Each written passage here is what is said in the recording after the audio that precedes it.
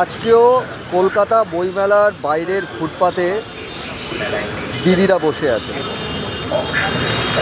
আমরা কিন্তু এক চুল জায়গা ছাড়িনি, লড়াই করে আমাদের এই জায়গা রাখতে হচ্ছে।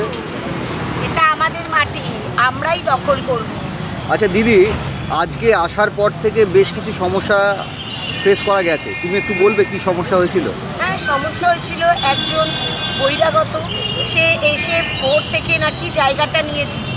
তারপর আমি তো কোনো কথা বলবো না, আমরা আইনের দ্বারস্থ হব। সঙ্গে সঙ্গে আমি পুলিশকে ডাকি, ডেকে বলি দাদা আমাদের মাটি, এই মাটিতে আমরাই বসবো। উনি এসে সকাল থেকে আমাদের যাতা গালিগালাজ করছে, আপনি কি করবেন বলুন ব্যবস্থা। উনি সঙ্গে সঙ্গে ওনার গাড়িটিকে নিয়ে অন্যত্র পাঠিয়ে দেন। আমরা আমাদের মাটিটাকে দখল করেছি এবং আমরা জয়যুক্ত। জয় বাংলা, জয় বাংলা। এইখানে দেখিয়ে দিই,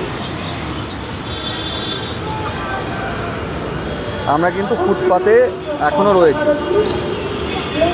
এইখানে দেখা যাচ্ছে আমাদের আরেক দিদিকাদি প্রত্যেক দিন যে যুদ্ধ করতে হচ্ছে, এটা কি স্বাভাবিক বাংলার মাটিতে?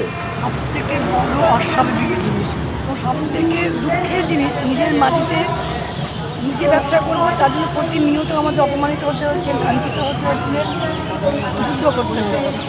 আজকে কিছুক্ষণ আগে একটা এরকম ঘটেছিল। আমরা প্রতিদিন, আর যেদিন থেকে শুরু হয়েছে বইমেলা, প্রতিদিন আমরা বসছি। ওরকম এই বিহার থেকে আগত বা অন্য দেশ থেকে আগত তারা বসে অকাথ্য ভাষায় গালাগালি করছে, নোংরা ল্যাঙ্গুয়েজ দিচ্ছে। অনেকক্ষণ তাদের আমরা রিকোয়েস্ট করি ভালো মতন সরে যাওয়ার জন্য। অবশেষে আমরা পুলিশ স্টেশনে দ্বারস্থ হই এবং তাদের আমাদের একটু সহযোগিতা করেন এবং অবশ্যই গাড়ি থেকে এখান থেকে সরিয়ে দেওয়া। আমি যতদূর জানি তুমি কিন্তু সুস্থ নয়? না, আমি একজন ক্যান্সার পেশেন্ট এবং আমার সেকেন্ড স্টেজ চলছে।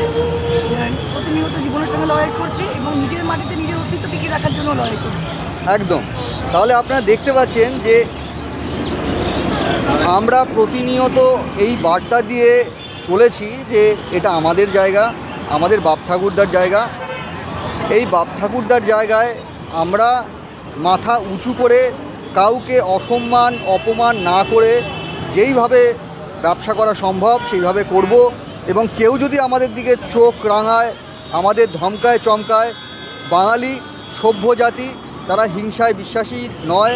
বাংলা পক্ষ আইন সংবিধান মেনে সমস্ত কাজ করে। আমরা কিন্তু পুলিশের দ্বারস্থ হয়েছি। পুলিশের দ্বারস্থ হয়ে সেই পুলিশের দাদারা আমাদের সাহায্য করেছেন এবং আমরা অসংখ্য ধন্যবাদ।